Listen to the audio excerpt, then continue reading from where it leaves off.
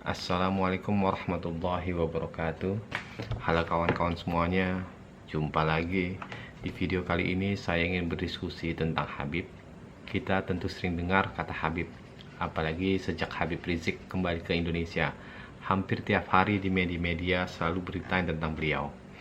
Sekarang yuk kita sama-sama diskusi, apa sih sebenarnya kata arti Habib itu? Kenapa bisa dikaitkan dengan keturunan Rasulullah Shallallahu Alaihi Wasallam?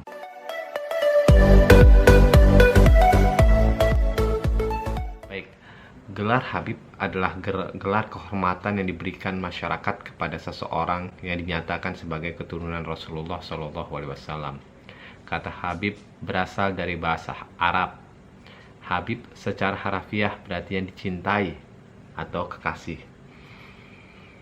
Makna kata Habib adalah seseorang yang dicintai dalam masyarakat.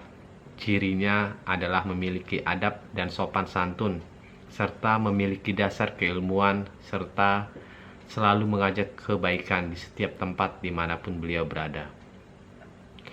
Keturunan Rasulullah SAW dari Sayyidina Husain disebut Said, dan dari Sayyidina Hasan disebut Sarif. Hasan dan Husain merupakan putra Sayyidina Fatimah dan Ali bin Abi Thalib.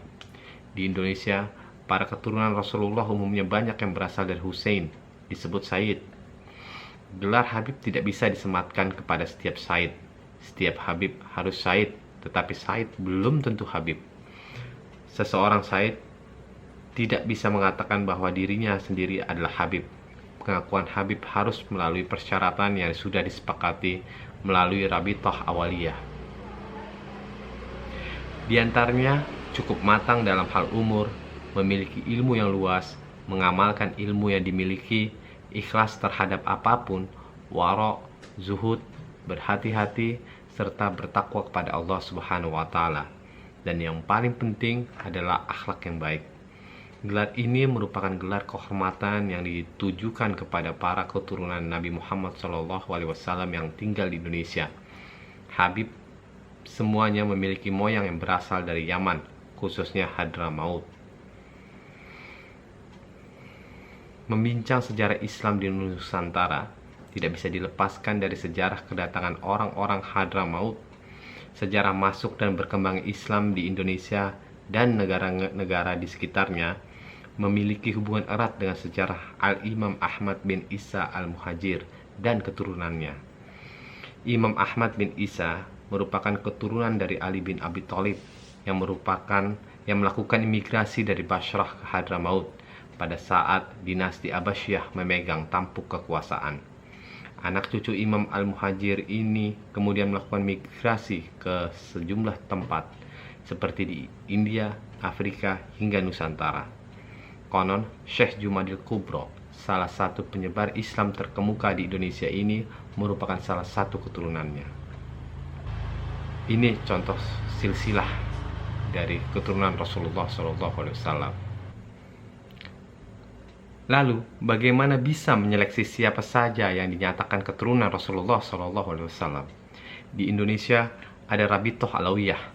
Rabithah Alawiyah adalah suatu organisasi massa Islam yang bergerak di bidang sosial kemasyarakatan.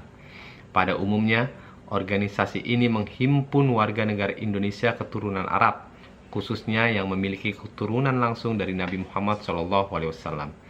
Organisasi ini berdiri pada tanggal 27 Desember 1928, tidak lama setelah Sumpah Pemuda 28 Oktober 1928. Rabithah Alawiyah, organisasi pencatat keturunan Nabi Muhammad SAW, mendata ada 151 margas garis keturunan Nabi yang masih ada di dunia, termasuk Indonesia.